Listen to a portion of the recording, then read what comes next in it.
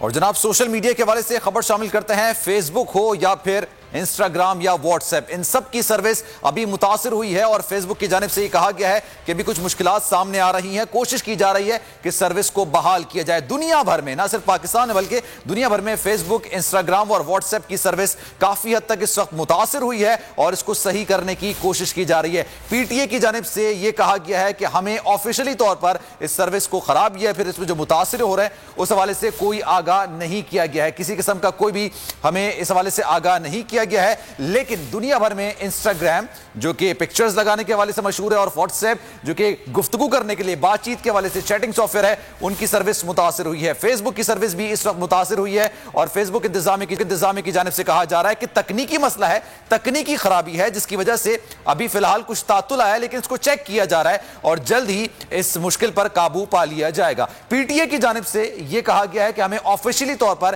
اس حوالے سے کچھ آگاہی نہیں دی گئی ہے۔